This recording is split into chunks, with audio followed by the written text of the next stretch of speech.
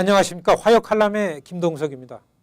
시청자 여러분, 지금 한국의 대형 사고 때문에요, 모두들 정신이 그리로 갔기 때문에 그렇지 정말로 우리가 절대로 긴장을 늦추거나 관심의 끈을 놓쳐서는 안 될 부분이 있습니다. 제가 한 주에 한 번씩 시사 문제들을 여러분과 나누고 있지만요, 저는 이 부분을 늘 반복하고 강조해서 설명을 드리고 합니다. 여러분, 바로 일본의 움직임입니다. 시청자 여러분, 동북아시아를 포함한 유라시아가 미국에게 주는 지정 전략적 의미는 아주 명확합니다. 경제성장이 유례가 없는 것이라는 점에는 이론의 여지가 없습니다. 미국과 유럽이 50년에 걸쳐서 이룩한 경제성장을 한국과 중국은 불과 10년 만에 이루어낸 겁니다. 경제뿐만 아니라 정치 문화의 역동성이 민족 단위로 그야말로 활화산입니다.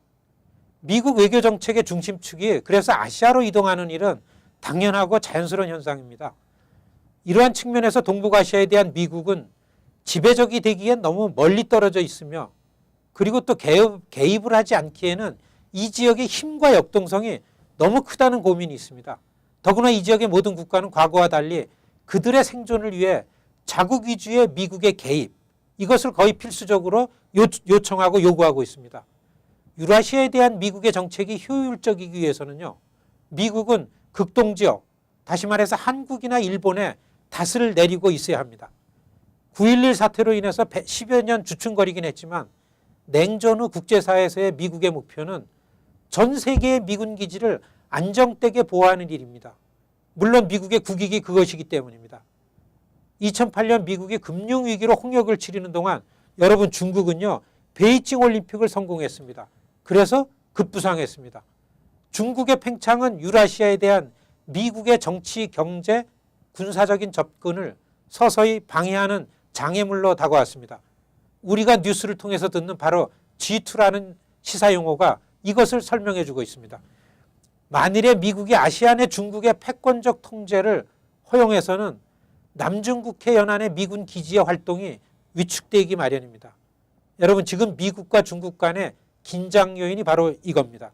시청자 여러분, 상황은 쉽게 이해될 정도로 아주 간단하고 명료해졌습니다. 중국은 그 구체적 전망이 어떠하든지 간에 성장하고 있으며 아시아 지역의 잠재적 지배국가임이 분명합니다. 때문에 미국의 안보적 역할은 갈수록 일본과의 협조에 의존할 수밖에 없습니다.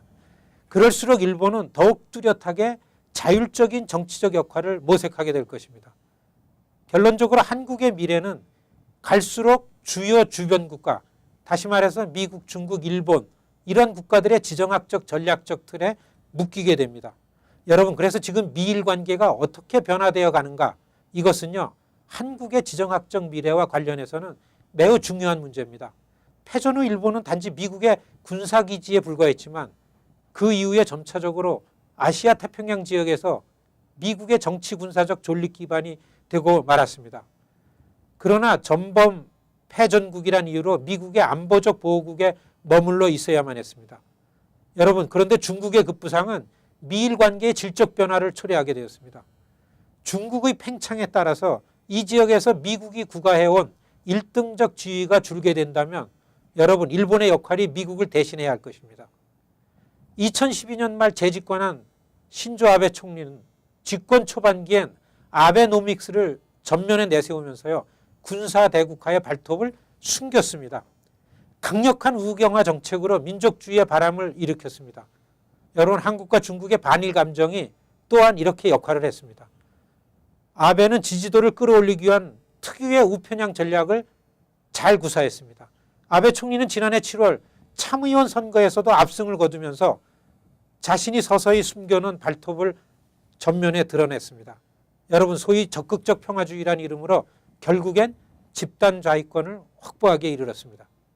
시청자 여러분, 일본의 아베 총리는 지난 15일 회견에서 일본을 지키는 미국의 전투기를, 그리고 여러분의 아들과 딸을 보호하는 미군 함정을 일본 군대가 보호하도록 하는 조치를 취하겠다라고 하면서 무장선언을 한 겁니다.